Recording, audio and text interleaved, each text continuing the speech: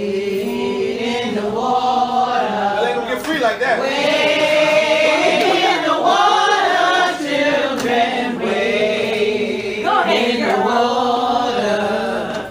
God's gonna trouble the water. You see, I've waded in my share of the waters, climbed the wrong side of many mountains to conquer my past and secure my future. See, I am the slave woman's dream and the slave master's fears. I am the branches embedded in our ancestors' backs, and with every goal I accomplish, I uproot them, leaving their skins bare and beautiful. I am the limbs that swung low, hung low with the bodies of our heritage, hung with rope to end prayers. But I pray on as I march on, marching through our history, stepping in the footsteps of our leaders to correct my past, to secure my future. Riding the rails of the underground, letting loose the knowledge that was held captive by decades of injustice. You see, I don't swing by the vines like the savage I'm portrayed to be, but swing words of intelligence like the person I'm meant to be. See, my hands were not designed to destroy, but they were created to create. I was born with an innate desire to stand away from the auction block, to gather my family and cherish my unity. See, alone, I am single, with a single dream. And it's through a river of tears cried by slaves that I swam, carrying strength on one shoulder and hope on the other. Strength to leave my broken chains on the side of the road, no longer allowing my past to hold me back, but see, through my past I am my future. And through my past I've become a better person. Go ahead, sister. Learning that through history is something that should never be forgotten or repeated. So children, wait in your It is Judas who writes the biography. To the victor goes the spoils. History is always penned by the conquerors, while we, the downtrodden, the forgotten, the brutalized, and the victimized, are left voiceless. And still we wonder why our children know not their worth. We scoff at their lack of reverence for those who came before. We laugh at their lack of a sense of pride brought on by the rich blood that boils in their veins. But still, we do not teach judgment without due process. How are they to know if we do not tell them? So, I will tell you, little black boy, that there's more for you in life than dribbling a basketball, that a drug deal is not your only ticket out, nor is a record deal your only ticket in. See, I will tell you, little black girl, that your beauty is way more than skin deep, that your worth lies more in what is between your ears than what is between your legs. If no one else will tell you, my little chocolate sisters, my little mocha brothers, then let me tell you. Let me sound the drums. Let me beat the tom-tom until the message reverberates through America's ghettos and slums. Let the message reach through the windows and the doors, through the radios and the television screens. If no one else will tell you, my beautiful black children, that everything is possible, then let me tell you. Because you are our children, and I will not let you fall. Hotel. They say it takes an entire village to raise a child. Talk to us, baby. Well, if that's true, That's it. then someone needs to tell the village that our crops are growing wild. They say the children are the future, but what kind of future can they be when so many of our so-called futures are laid to rest and placed behind bars every day? They say knowledge is power. I guess that's why we got so many security guards and dead-end jobs making $5.15 an hour with bachelor degrees. They say mama's baby, daddy's baby. Well, if that's true, then why should daddy stick around? They say all men are dogs, which makes all women cats, and cats are far more sneaky than dogs, so we should really not be trusted. They say the cops are your friends and they're here to serve, but I never heard of anyone ordering 41 bullets. I said I never heard of anyone ordering 41 bullets. They say don't let your left hand know what your right hand is doing. What the hell does that mean? Nothing. They say good things come to those who wait, but they never tell you how long you gotta wait. So you know what I say about they? To hell with them. Because if they spend less time being they and more time being us, we might be alright. And if they hit us and they get offended, too bad. Because you know what they say, you can't please everybody all the time. Phone's tapped. I hear the clicks, and every time you turn it over, when you don't hear me talking that revolutionary shit. Do I care? You can't say that I do. Cause all you're gonna hear is how y'all unjust stay speaking untruths, how you oppressing those that built this country, how we struggling the project and you left up in the hills living comfy, how y'all straight liars. Sometimes I wish hell was a real place cause I watch you live, your body gets burned in hell's fire. But I know it's just a mental state. And I've lived down south, so I'm seeing Confederate flags blown in the wind and that F you nigga look on more than one pale face. Not at all. I looked in their eyes like, yeah, F you too, swung my locks and stood tall. Got everybody pledging the oath to hypocrisy when we all know the father of medicine was Imhotep. I know how much you studied to acquire your big scientific breakthrough. You've been studying the pyramids for how long? And y'all still ain't got a clue? Why? Because we surpassed yours. I don't care how much y'all promote and try to convince all I know black men are kings, not thugs, and black women are queens, not whores. I know how much you love physical contact. I know how your inner desire to lay us flat on our back. Figuratively and literally. You scared of black men and give black women a leverage and opportunity to show them continuously. So I'm telling you. That ain't gonna work. Excuse my language. I honor my black man. Treat him as the king he is. Come on, double back, whole body, start home, cook me on, walk all right. Done. You tricked a lot of chicks. Got them screaming, we want independence. Independence from who? That crap don't respect me. If it wasn't for that black man, you wouldn't exist. So no, I don't care if you listen. Just told me to pass that plan for you. Perform your baptism. Which is just be an illusion. Like Swan, you can't be cured of your sickness. You was bred to cause confusion. But can you really be mad at Yakub? Separating the weak from the strong, you know, like we separate those who talk from those who show and prove. It's eternally conflicting. A black man creating those who so persons causing painful infliction. But back to the point of my phone being tapped, and how Caucasian scales form dominant black, and how we outnumber your police force, and how we gotta register our firearms so you know how to roll when you just survive you bust down our front door, and how you intercept those stories by controlling the media outlets, and how when we unmask you label us revolutionary misfits. Revolution means change. Why when y'all revolt, y'all label great conquerors, hypocritical, pale-faced cracker from this place. Islam! Chaos causer, confusion maker, unjust deceitful, ulterior motive, having spirit takers, legacy erasers, quick to teach about slavery but won't teach us about our greatness, our inherent regal status, and you got these house niggas shouting, that was so long ago, get over it, it no longer matters. Every pump of blood flowing through my veins, and you wonder why we got so many aliases. That's because we do damn near anything they're not claiming your last name.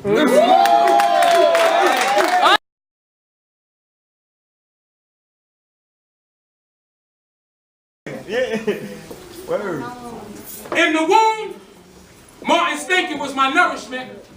I was fed the ways of early Malcolm before the Mecca trip, and with that combination I was born confused. Socially and mentally conflicted, how do I stay positive and focused, knowing there's people whose entire focus is to exterminate me, eradicate me? Hell, from what I read, Planned Parenthood was created to get rid of niggas like me. So no, Mr. Jones, I will not drink your Kool-Aid. I said, no, Mr. Jones, I will not drink your Kool-Aid. And if you want to know why, just ask the guy who showed me the ISIS papers, the making of a slave. Knowledgeable their way of thinking and how they play the game made me the new spook, sitting by the old door, waiting to get in, expose them, and totally change this here game. I was once told all great black leaders are born with a bullseye on their head. This shit sound deep. But if you think about it, how many more great leaders, boat rockers, and peace speakers actually died peacefully in their sleep? It's all right. I'll wait. We create something great and then they steal it and we gotta hope they lose in court. Shout out to Sophia Stewart. So many atrocities and injustices happen to us on a daily, and all we do is march and scream, they killed my baby. Why won't somebody pick up one of them things? Why won't somebody cop one of them things and put a hot one in one of them things? Is it fear? Is it the teachers of Willie Lynch, which they are still here?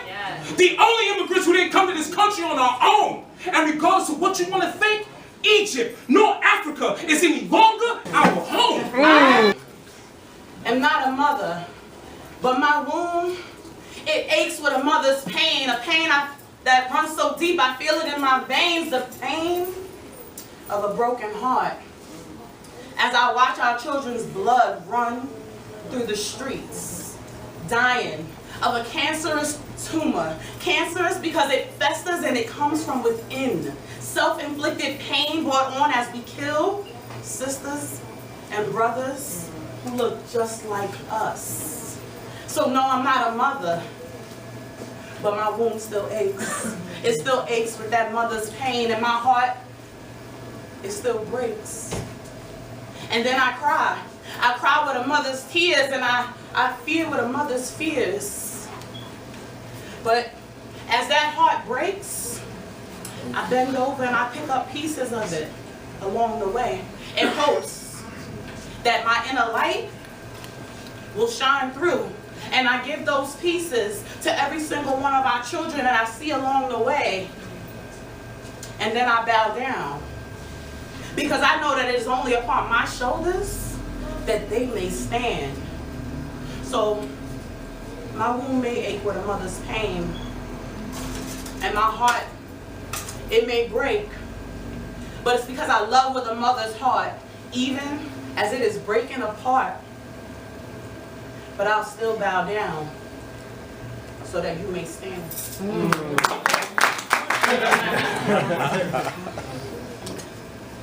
I want to write. See, I want to write like the great writers of the past. I want to have my words transform into literature. I want the mere sounds of my syllables to move you from this world into another. I want the mere sounds of my verbs to take you into my world.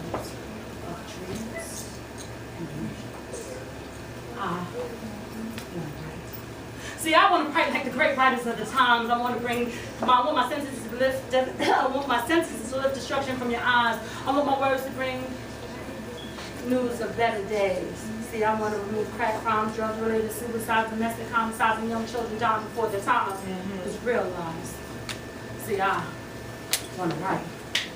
I want to write like the Brothers Grimm's, creating fairy tales that don't have wicked sins, where children aren't only the victims, and where Prince Charming isn't there just to save the day, and where happily ever after is the way the story started and the way it ends.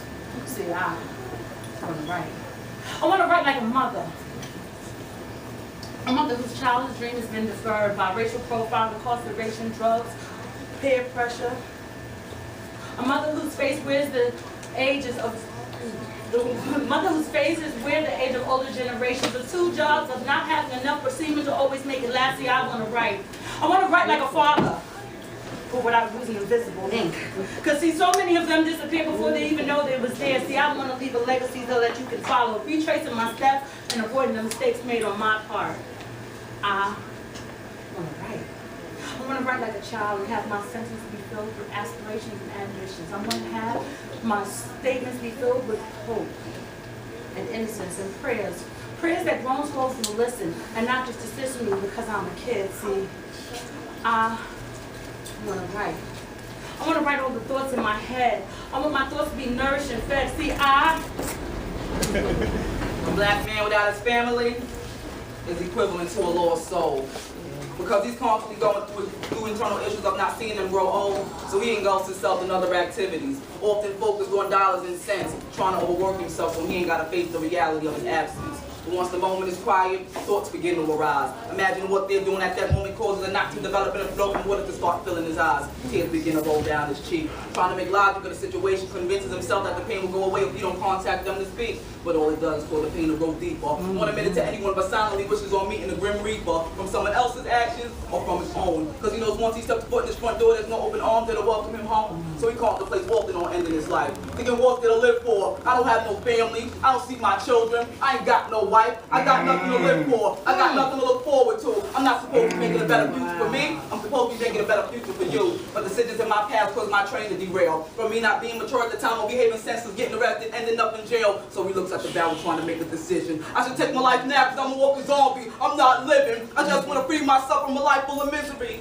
He thinks to himself, I see he probably don't even miss me. Probably don't remember what I look like. Don't remember the times I bathed him, tucked him in, read him a story, and kissed him goodnight. All they know is daddy's not there. I know I give my life for my children, but in their mind they probably thinking I don't care. How I reverse this cycle. I'm too embarrassed to call. Memories can't be erased, so I'd rather not show my face at all. It's better for them that I don't even exist. But with this logic, there comes a slight twist. Your son won't know how to treat a woman. Your daughter won't know how she's supposed to be treated. Wow. I'm not saying you gotta be in the household to have an effect, but your presence in their life is greatly needed. Because your son will grow with no male influence or guidance, which will lead him on a road of delinquency and becoming a tyrant. He won't know responsibility. He won't know what it is to be a man. He won't know that he's supreme on this earth and on the squares where he's supposed to stand. He will learn from his environment, from what he sees and what he hears. And most of what he retain won't excel him in no way. It's going to keep him in the rear, on the road to an inmate number, or a dope beat on the street we see every day in the slumber, instead of his birthright as a king. A black man in this child's life is brighter than any diamond, whether it's in a chain, a bracelet, or a ring. And your daughter will seek love in all the wrong arenas. She'll accept the man who says he loves her, but it's actually nothing but low her self-esteem and demean her. She'll value her body. She won't value her mind, trying to get what everybody else got. She'll learn how to walk pigeon-toed with an exaggerated curve in her spine. She won't seek a family. She'll seek a baby's father, thinking all men are full of shit will eventually leave her, thus not wanting to be bothered with the drama. I'm not a one-sided viewer, so do know I sympathize. I'm not trying to make you feel bad. Hold your head high. I'm just trying to put some thoughts in the forefront of your mind, because you have more power than you realize, so you want to accept. Spend the money won't make up for your absence. Spend the time with the memory with the most value. That'll always be reminisced, kept, and cherished. Hey.